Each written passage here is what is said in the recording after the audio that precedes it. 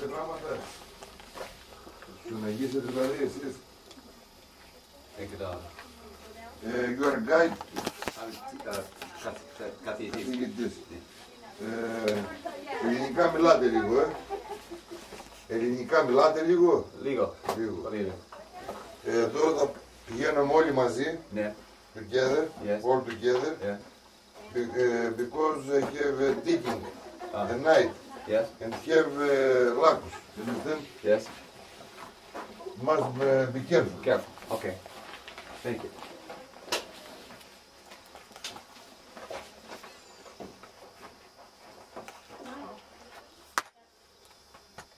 Give your eyes a chance to adjust to the dark. Okay.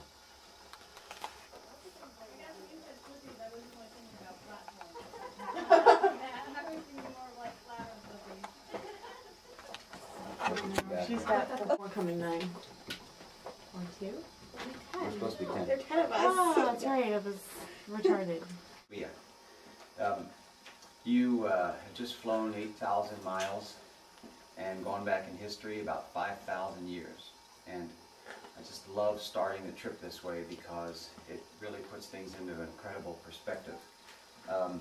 Can't do this in a classroom. I mean, I can show slides, or you could turn off the lights, or you could try and describe things, but it's not what you have here, which is to be in a cave where people on the island of Crete actually worshipped the great goddess in her fertility aspect 5,000 years ago. Religion today is a very intellectual process. Yes, you go to a church or synagogue or a mosque and you have pictures of Jesus or prophets and so on, but when you're going back to the Neolithic period, the New Stone Age, 5,000 years ago, everything's very tangible. And we're in the earth. We have entered into the womb of the earth goddess. And there's about 400 caves in Crete which were used for religious purposes. This is one of the holiest, one of the most famous. You read in the Red Guide, or you could read in the Red Guide, a description from Homer where Ulysses came here, and he's making up the story, but nonetheless, Ulysses himself is making up the story, telling his wife Penelope, because she doesn't know that it's really him. But he's referring to the island of Crete, and he comes to this very famous spot, which is close to the palace complex of Knossos, where we'll go in just a few minutes. And he refers to the Bay of Amnisos, which you were just taking pictures of out there, and I'll say a few things about in a minute. But all of this has to do with the great goddess. This dates back, as I say, 5,000 years ago, 3,000 BC, right before we had lunch at Artanis. And what's interesting about this is that this is evidence. I mean, you're looking right at it, you're standing right on it. This is evidence that the Mycenaeans came in here, presumably burnt the House of the Tiles as they were taking over this part of the world, and later sunk graves right into this spot to bury their dead. So you've got two different layers of civilization. I mean, this is Mycenaean, and everything else around you is pre-Mycenaean. When we go to the Argos Museum in a few minutes, you'll see this dramatic change in pottery styles. There's the so-called sauce boat styles, which plan these little holes here, these rectangles from the Mycenaean deck.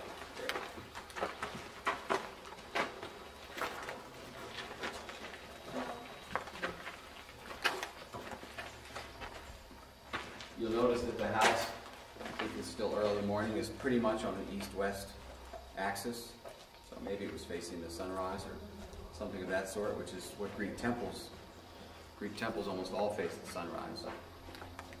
Although we have a graduate student in our department who's doing a lot of work with a GPS system in astronomy, and she's proposing that a lot of the temples are actually more oriented towards stars and stellar formations than they were to the sun itself. Which, of course, not a mythologist, in this case a mythographer, to develop a myth where there's one big, particularly nasty, impossible serpent, and your great hero kills it.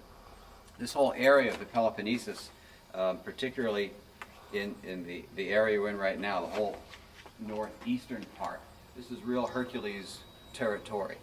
he performs his 12 labors supposedly for the king of Tiryns, where we're going in an hour or so. And he performs most of his first 6 labors right around in this area. The Stymphalian birds are up here in Lake Stymphalos. The Nemean lion is over here in Nemea. The Erymanthian boar is a little farther out over on this side of the Peloponnesus. The stables of Algaeus are down here in this part of the Peloponnesus. But supposedly all of this is for Eurystheus, who's the king of Tiryns, which is again right here, and we'll be there in just an hour or so. Hercules in Greek is Heracles, the glory of Hera. And this whole area in Argos was dedicated to the great goddess of Hera. We spent a whole week in Crete looking at the Minoan great goddess without really being able to give her a name. Eileithyia is the one birth aspect of the birth goddess, the one on top of the mountain that we hiked up to. We don't really know their name for. But here in this part of Greece, in the Argolid, that is this whole area of Argos, we do know her name, and it was Hera. Those of you who took my myth class know that Hera is not a name so much as it is a title. This goddess, as presumably she was on Crete, was so powerful and so great that nobody could pronounce her name. It was not fit for human lips to pronounce the name of this great divinity and power. But when the Indo-European Greeks come in here, burn the house of the tiles, take over, they don't demolish all the people who lived here before, and they don't disrespect the gods and goddesses who were worshipped here before. So, as best we can reconstruct, they kind of say, well, who's this goddess? They say, well, we don't call her by name, she's too holy. Well, what do you call her? Well, we call her ma'am or lady, Mrs., something like that, which in ancient Greek is Hera. So again, what you're looking at here in this very spot is not just this archaeological detail which shows you the merging of these two cultures and the entrance of the Greeks into Greece, but also what in mythology we call syncretism, this merging of these two religious practices, one where you worship this powerful celestial virgin impregnating, thunderbolt throwing male god Zeus, or over in Italy Jupiter, or up north Thor, or over in Turkey Teshub, or in India Indra. This powerful male dominant god is worshipped today, who supplants, who takes over from the great goddess who we spent time with in Crete. We even left her a little breakfast roll, and went into her womb and climbed up to the peak. And that same goddess, in a different form, is worshipped here in this part of Greece. But again, this is before the Indo-Europeans get here, because they worship a different kind of god. They've got a different kind of society. And however, the worshippers of Hera talked about just because you worship the great goddess doesn't mean you don't have male gods too. They're just not supreme beings. And the male god that they paid attention to, we know as Heracles, the glory of the earth goddess. And his function was basically to ward off the evil that the great goddess provides. Nowadays in religion, we too often think, well, it's easy for us to think that God is good. Everything that happens that is good, God provides. Anything that's bad, disease, death, war, everything, diarrhea, is caused by something else, either human mistakes or stupidity, or the devil, or something of that sort. But in antiquity, they didn't think that way. They looked at the gods as being all powerful, in that they created both good and evil. So the great goddess, who produces children and produces crops, also produces poisonous serpents and wild boars and lions and tigers and bears and predators and so on. So Hercules is this male counterpart to the earth goddess who protects us. So that's why this is Hercules territory, because it's, let me call him by his Greek name, Heracles territory, because it's Hera territory. So when you worship the earth goddess, then you've got Heracles along with it to kind of protect mankind from the evils that the earth goddess provides. Okay? So this is really a neat place, and see, for most people this doesn't mean much. I mean, you know, I'm a scholar who studies these kinds of things, and I teach it, and for all of you, you know, it's something that fits into the whole program.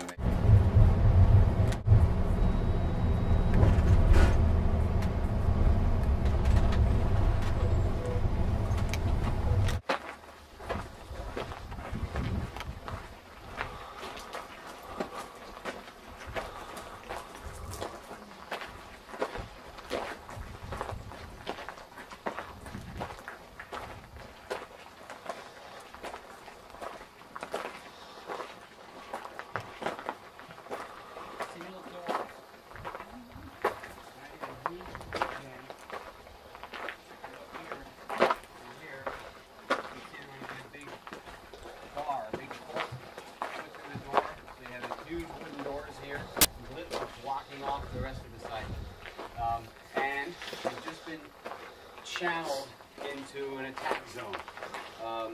This part of the outer wall, this is part of the inner wall. You've got people on both sides throwing spears at you, dropping stones on you, hot oil, feces, whatever they got. You know, I mean, you're the enemy. Cows, that's right, flinging cows over. Chickens. Run away. Again, you know, it's up on this mound with these huge walls which stand only about not even a half of where they were originally. And as you'll see on the other side, as you can see here if you look back, I mean, they're very thick. They're anywhere from 20 to 40 feet thick. And archaeologists estimate from all the stones that are scattered around the side, of course there's been earthquakes here over the last 3,500 years, somewhere in the neighborhood of 40 feet high. The ramparts, the battlements we saw an hour ago at Lerna are pitiful compared to something like this, but now you're in the late Bronze Age. It's a time of siege warfare was very common. When I say siege warfare, what it means is that the enemy's coming, so the peasants come from the surrounding countryside, they flee into the citadel here, a fortress. There's water supply, there's a natural water spring here on the other side. You close the gates, you've got food in here to keep you going for 6 months, a year, however long it takes. And the enemy camps outside and in various assaults tries to wear you down, tries to starve you out. Yeah, you heard that. No, I wasn't. Okay, this is the same kind of corbelling we saw at the tomb the other day in Crete. That is starting from about 8-9 feet up. They've taken these huge Cyclopean stones and pushed them inwards a number of inches, and then put another layer on top, and a pinkish stone cut again very carefully. And remember, this is thousands of years of erosion of various kinds, placed on top of a more whitish stone, also cut very carefully. So just the entrance steps themselves would have been very beautiful. I can't point out the walls to you because they don't exist. I can't point out the ceiling to you because it doesn't exist. I can't point out to you the wooden columns because they don't exist anymore. But what does survive is rather impressive. You look at the length of it. I mean, this is what, 25 or so feet of this really impressive pinkish purplish marble-like stone, and then this grayish whitish stone. And again, they would have been polished and so on. How did they cut? That stone cutting was they just developed skill. It's a kind of a lost art now, but they had chisels, and they had saws, and they had drills that were run by not run is the wrong word, but rope. You kind of tie rope around it and go like this. You could drill into something that way, but everything took a long time. They didn't have where it was. I told you it was not really accurately used, but Homer calls a big interior room a megaron. And when you're dealing with Mycenaean palaces, and you'll see 3 examples of this, one here, one at Mycenae, one Pylos, you have a 3-room structure, and it's what you have is number 14 and number 15 in your plan. That is, there's a first room, like an outer porch. Here, come on in. and then there's a second room, a middle or interior room, and then there's the Megaron itself, which has got, Jessica, why don't you stand here? Sarah, be my pillar of strength. Stand here. Jameson, you want to stand there? And Jenny, you want to stand there? So you've got these 4 pillars holding up the roof with a large hearth. They've kind of recreated it on the cement here with a large hearth, a huge fireplace in the middle. And some of you know the name of the goddess of this hearth? Hestia. Hestia, that's right. Hestia is the goddess of the hearth. In fact, it's the word for hearth.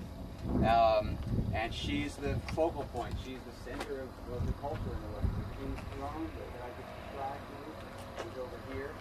Now you'll see a beautifully preserved Megaron like this in Pylos on Friday. The one in Mycenae is kind of broken apart, and this one's covered over. But this is the interior. You know, you come up this impressive, imposing entranceway through the foregate, through the big courtyard there, those lovely steps into the spots, and then into the Megaron itself, and into the main room with the sacred fire, if you will, and the king and or high priest over here. It really is, it's impressive. And you know, it's a teeny one by comparison over in Arcanes. Burial chamber was probably inspired by the Mycenaeans visiting Egypt as early as 1600 BC to fight as mercenaries on behalf of the Egyptian army, invaders from Assyria. The Mycenaeans, we learned yesterday, or refreshed the memories yesterday, Mycenaeans came into Greece as early as 2250 BC and the house of Nile. They have not done much, note, to have broken out, went down to Egypt, as they say, as mercenaries, came back with all kinds of ideas, one of which may have been this kind of magnificent entombment of their king. There are 9 of these in this vicinity. There's this big one right here, and then there's 2 in the hill right outside the citadel, which you see up there on the hill, and then 1 on the other side in addition, plus another 5 in the hills around here. They constructed this, as you can see, it's taken many men a long time. This dromos itself, this entranceway is like 80 feet long. The height of the entrance of the doorway is almost 20 feet. It's really a spectacular monument. One of the most extraordinary things that we see in Greece, certainly dating from the Bronze Age. And yesterday we talked when we saw Tiryns, we talked about Mycenaean engineering, and this goes further into demonstrating that. When we get up closer, you'll see the size of that lintel stone, the stone that caps the doorway, is something that's absolutely mind-boggling. It's about 100 tons in weight. Interestingly, when they made these, our best guess is that they filled, after the burial of the king, they filled in the dromos again to kind of hide it away.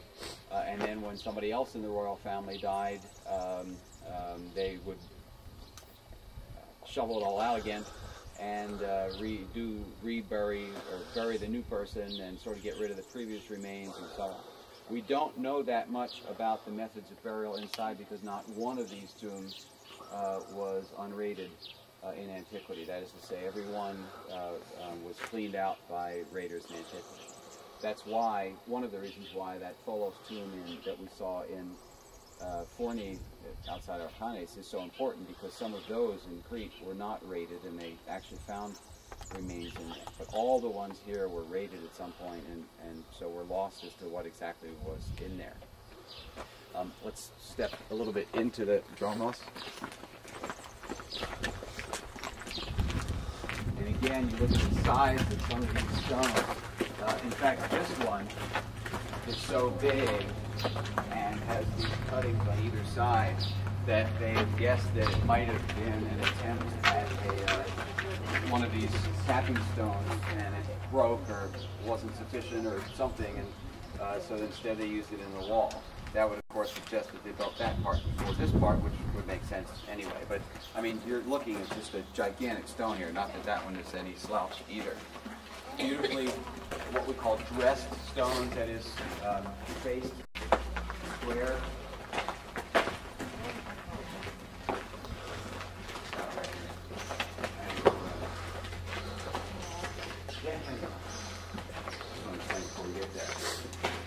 Again, this lintel stone is just gigantic. It's about a yard high and something like 25 feet deep and about 8 yards wide.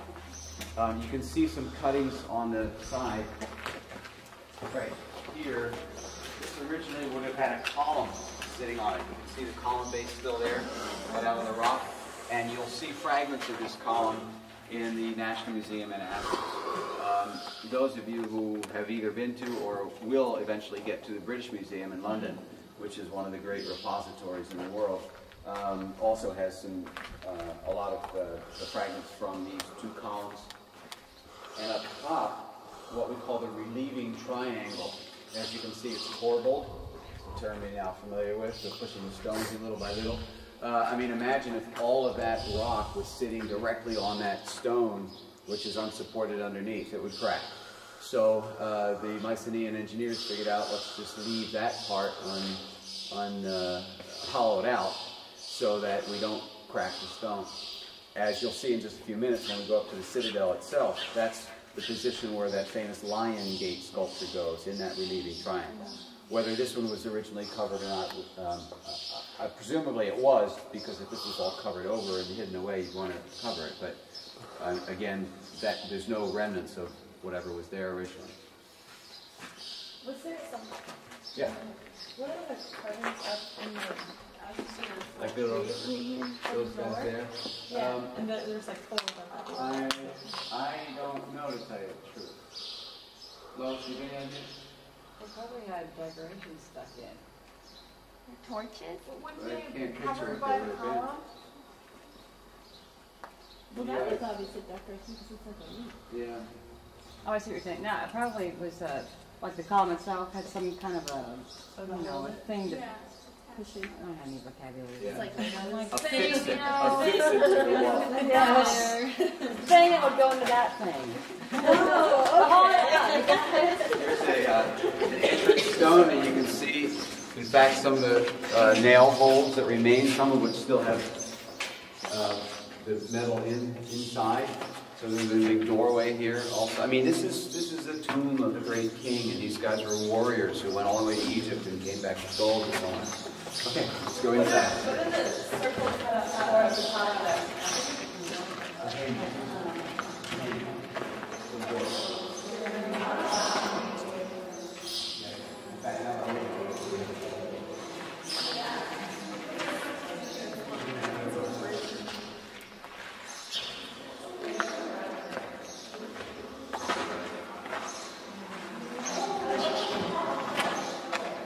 Inside, you're seeing why they call it the beam-eyed tomb, or the correct term is called around there.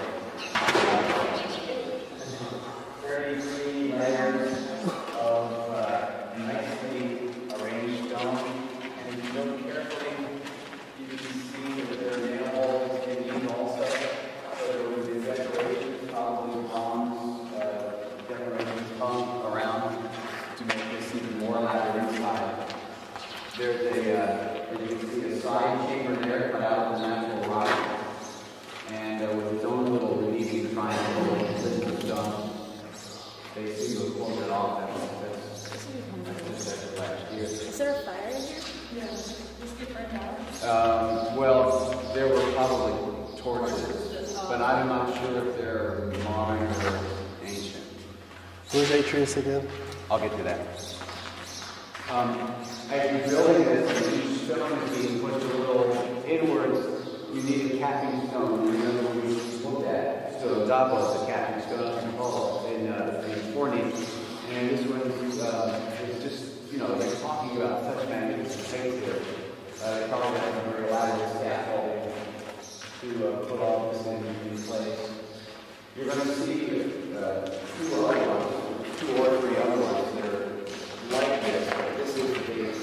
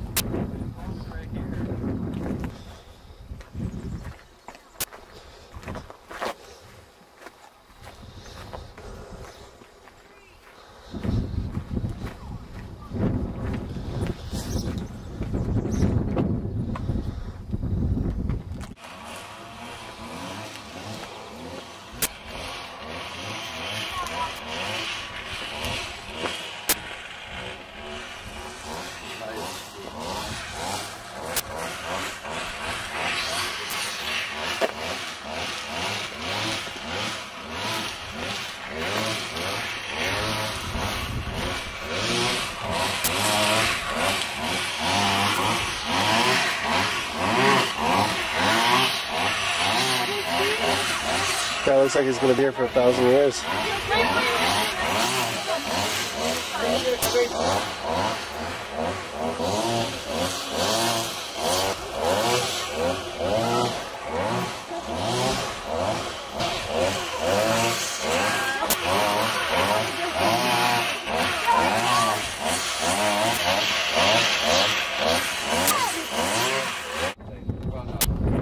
This gold probably came from Egypt, and they they're dead. There's infant graves, and there's warrior kings, and also their children, and so on. Remains of the infant graves. This is really a rather spectacular site. And standing here on this very important tomb of these. And again, it was covered over these steelies sticking out on the from the top of the dirt. And you'll see a plant. I don't have it in the red guide, but you'll see a reconstruction in the National Museum, and then rimmed with a heart. Well, was it reconstructed then, like all the way around the house? No, it's on here.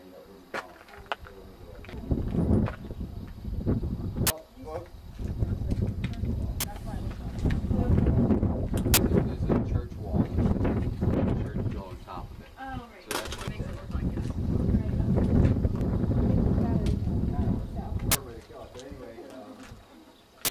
why on Friday we'll do a pilot.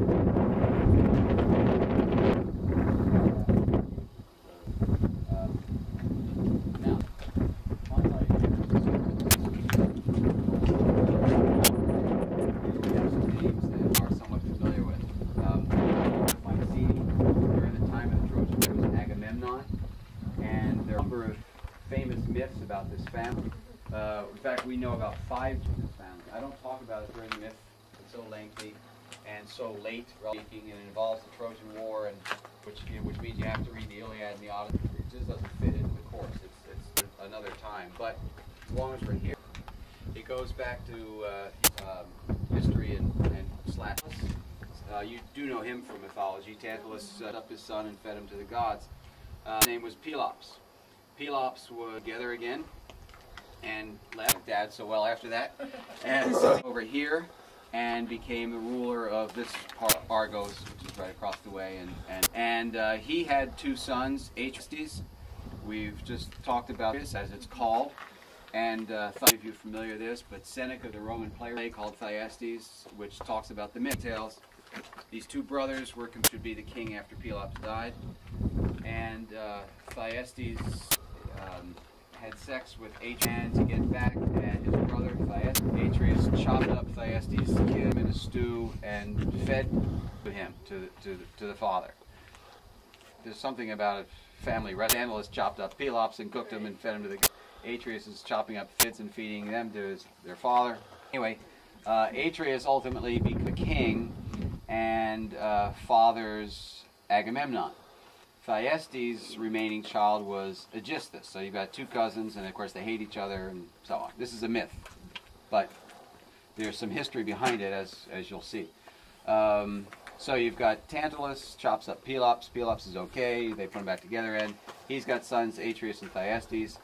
Now Atreus has a son Agamemnon, and Agamemnon's the commander-in-chief of the Trojan War. He's the king of Mycenae, which is the richest, most powerful city at the time, as you can see.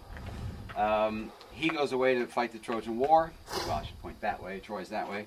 He goes to fight the Trojan War. While he's away, his wife, Clytemnestra, has an affair with Aegisthus, the son of Thyestes. And when Agamemnon comes home, as the story is told, he goes to take a bath. The first, he arrives home and takes a bath, which is somewhere in that way. Remember the bathroom at Tiran? So somewhere in there.